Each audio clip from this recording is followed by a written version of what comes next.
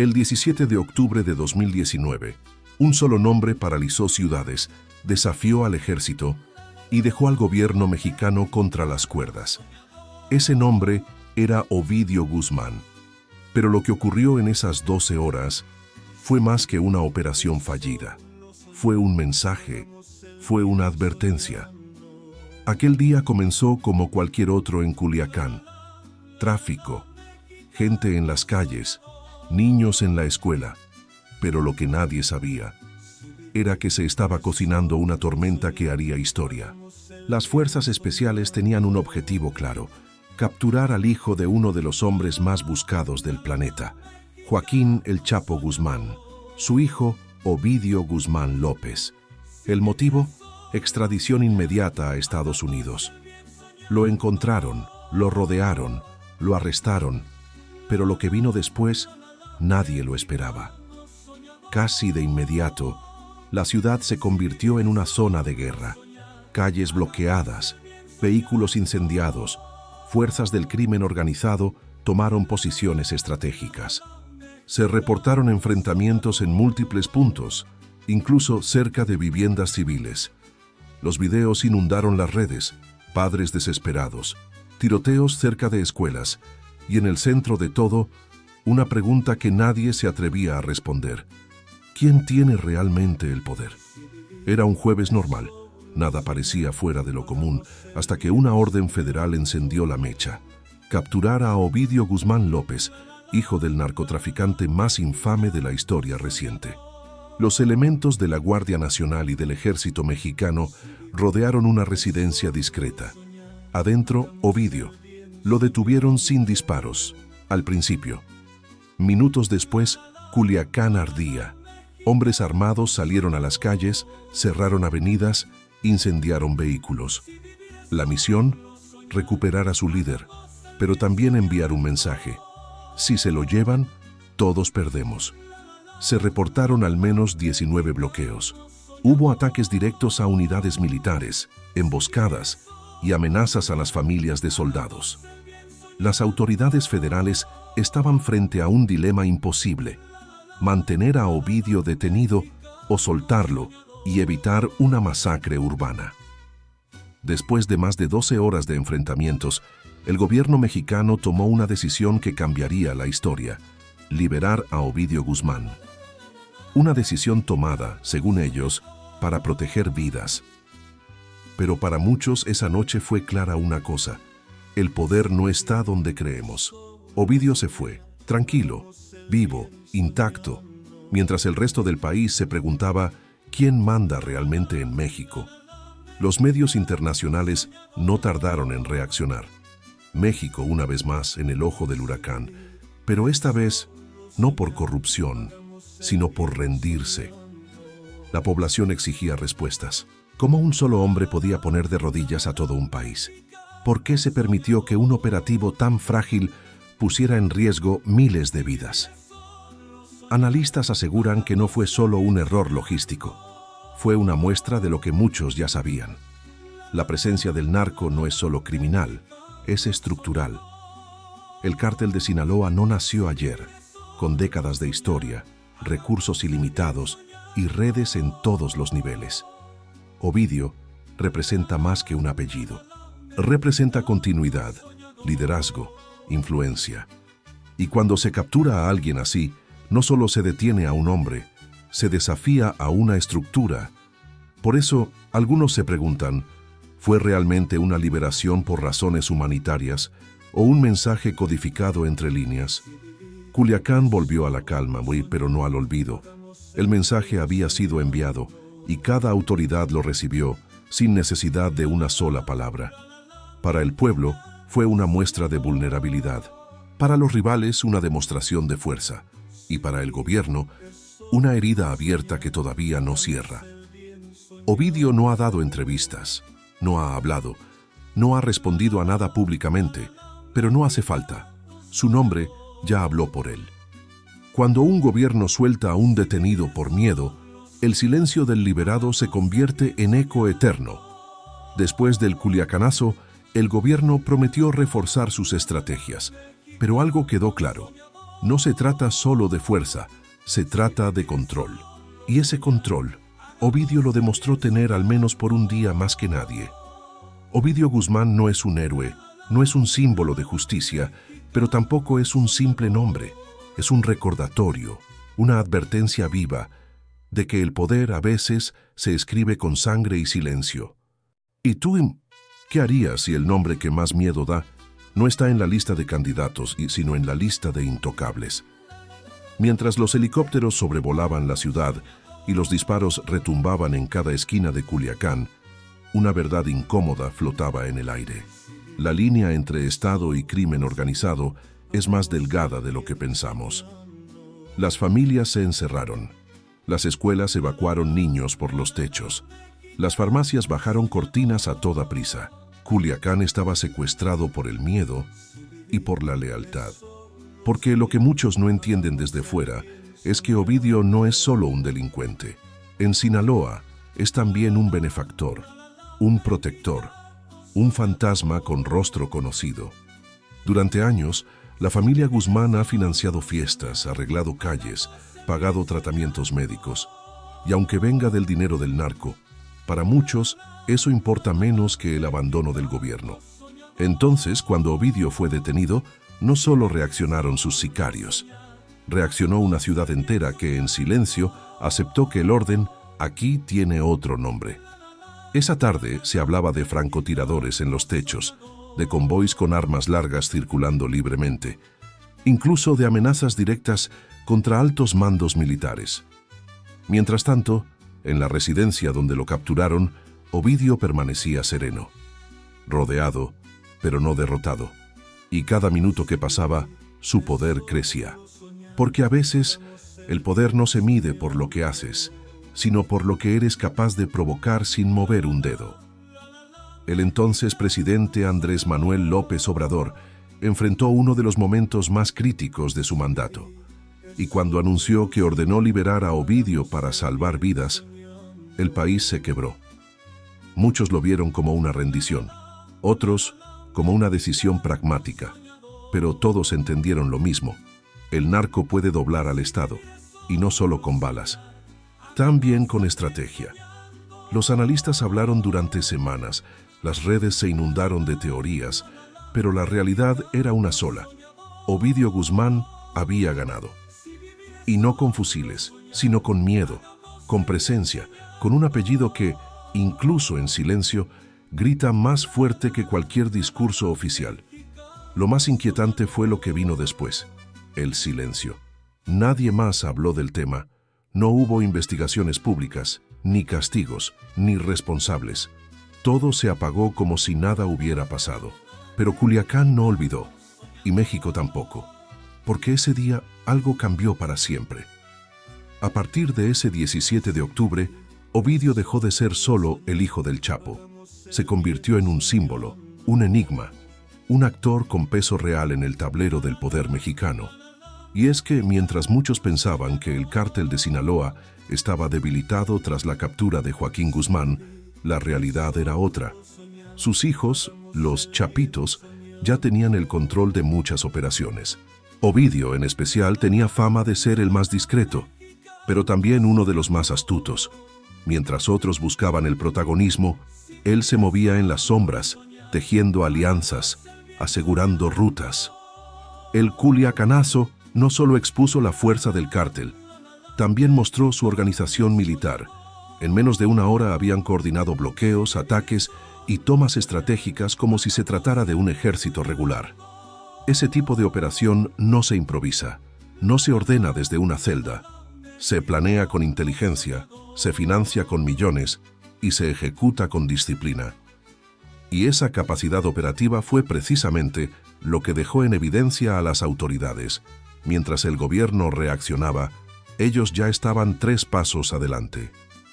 Incluso hubo rumores, nunca confirmados, de que el cártel tenía ubicaciones exactas de casas de altos funcionarios, que sabían dónde vivían sus familias, que podían presionar más allá del campo de batalla. No era solo una guerra de armas, era una guerra psicológica, y en esa guerra el miedo es el arma más poderosa.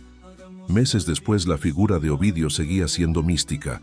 No aparecía en fotos, no hablaba, no hacía ostentación, pero todos sabían que seguía ahí, esperando. Y esa espera terminó el 5 de enero de 2023.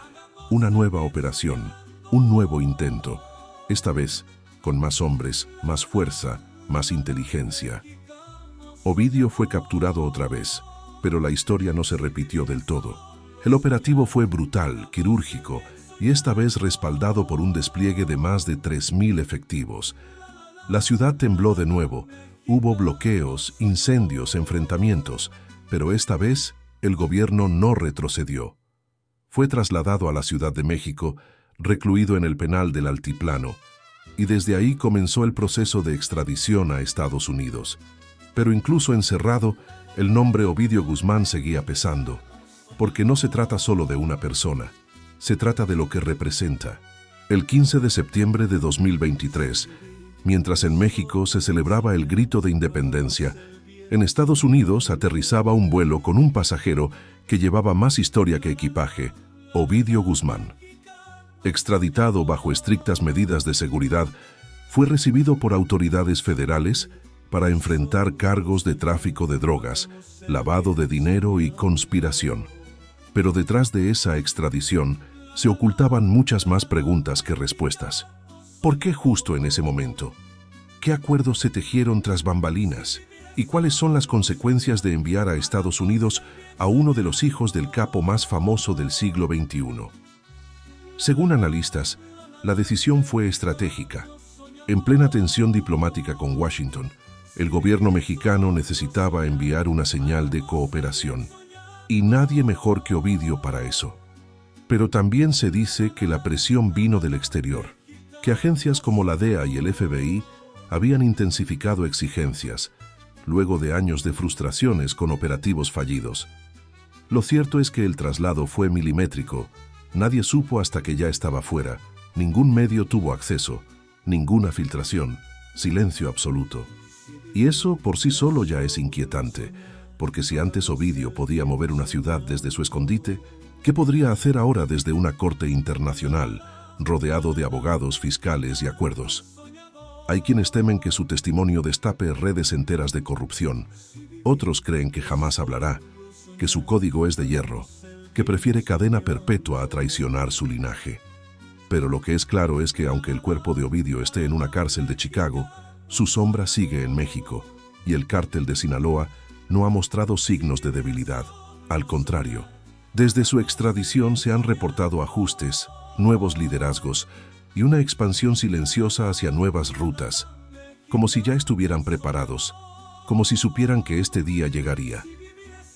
Y la pregunta que muchos se hacen hoy es, ¿fue esta extradición el fin del imperio? ¿O solo un movimiento estratégico más en una guerra que no tiene fin?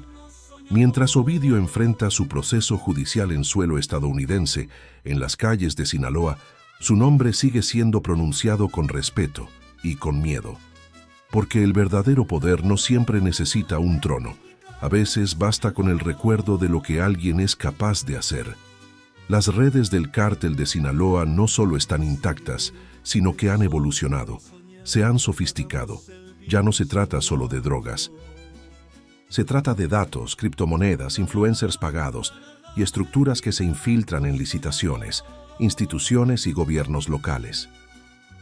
El nuevo narcotráfico no siempre dispara, a veces financia, a veces construye y muchas veces decide en las sombras lo que parece una decisión democrática. Ovidio no es el primero ni el último de su linaje. Sus hermanos, Iván Archibaldo, Alfredo, Joaquín Jr., continúan activos, cada uno con un rol distinto. Algunos en guerra con el Mayo Zambada, otros en acuerdos temporales, pero todos operando. Lo más perturbador es que mientras la opinión pública se enfoca en un solo hombre, las estructuras se regeneran, como si el sistema tuviera una capacidad infinita de producir nuevos liderazgos. Y eso plantea una pregunta que incomoda. ¿Puede un país realmente vencer algo que ya forma parte de su estructura? ¿O estamos solo viendo una serie de capturas simbólicas mientras el verdadero negocio sigue en marcha? Ovidio Guzmán, el mismo que una vez fue liberado para evitar una masacre, Hoy duerme tras barrotes en otro país, pero el eco de su nombre sigue retumbando en cada decisión de poder que se toma en México. En los barrios de Culiacán hay una frase que se repite en voz baja. Aquel 17 de octubre supimos quién manda. Y ese eco, 5 años después, no ha perdido fuerza. Al contrario, se ha transformado en un código cultural, en una forma de entender la realidad mexicana que va más allá de gobiernos, partidos o sexenios. Hoy Ovidio está en manos de la justicia estadounidense, pero en México su legado sigue alimentando documentales, corridos tumbados, series de televisión y hasta podcasts de crimen. Su figura ya no es solo la de un narco, es la de un mito moderno, y eso, en un país donde la frontera entre héroe y villano es tan difusa, es peligroso. Porque cuando los niños quieren ser como los chapitos y los adultos justifican la violencia como autodefensa, es señal de que algo más profundo está fallando.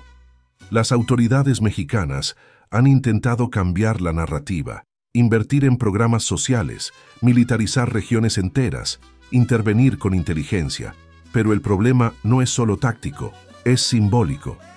Y mientras no se rompa ese símbolo, la guerra no terminará. La figura de Ovidio nos obliga a hacernos una pregunta incómoda. ¿Cuándo el crimen deja de ser solo delito y se convierte en cultura? Quizás el Culiacanazo no fue solo un operativo fallido. Quizá fue un espejo brutal que nos mostró que el poder real no siempre usa uniforme, que a veces viste ropa de marca, habla con tono pausado y mueve el mundo desde un celular. Y si eso es así, ¿estamos listos para lo que viene después de Ovidio? Si comparamos a Ovidio Guzmán con otros nombres del crimen organizado, como Pablo Escobar, Amado Carrillo o incluso su propio padre, Joaquín El Chapo Guzmán, hay un elemento que lo distingue: el silencio.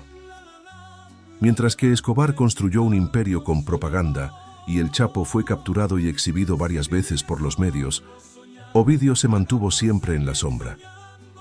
Y desde ahí construyó una reputación que hoy compite en influencia con cualquier otro capo latinoamericano.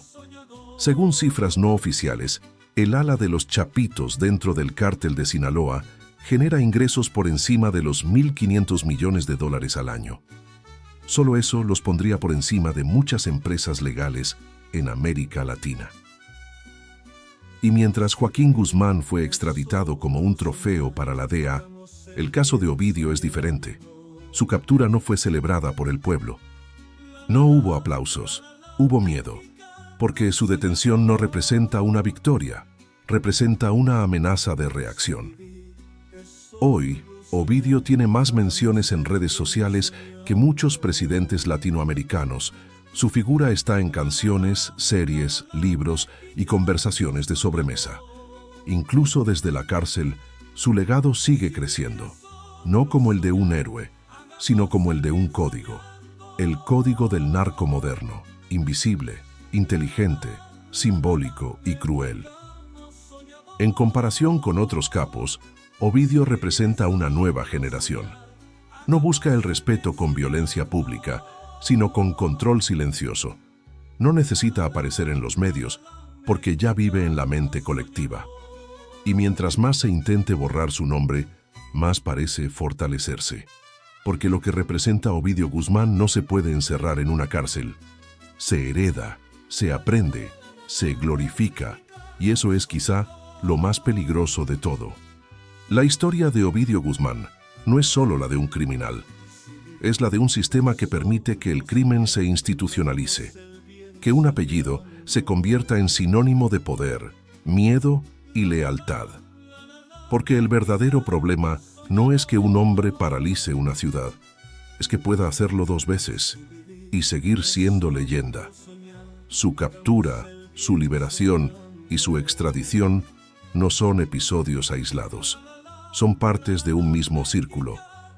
Un ciclo donde el poder se mide en silencio, en respeto no dicho, y en control sin límites. Y aunque hoy esté encerrado, Ovidio sigue siendo parte de la conversación, sigue siendo ejemplo, temor, referencia. Para algunos, un villano, para otros, un líder, pero para todos, una realidad que no se puede ignorar. ¿Te sorprendió todo lo que descubrimos hoy? Entonces imagina lo que viene en el próximo video. Suscríbete y activa la campanita, porque el siguiente famoso que vamos a investigar tiene una fortuna aún más misteriosa. Esto no fue solo una historia, fue una advertencia, porque en México hay nombres que no están en las boletas electorales, están en la historia, y Ovidio Guzmán, te guste o no, ya escribió la suya.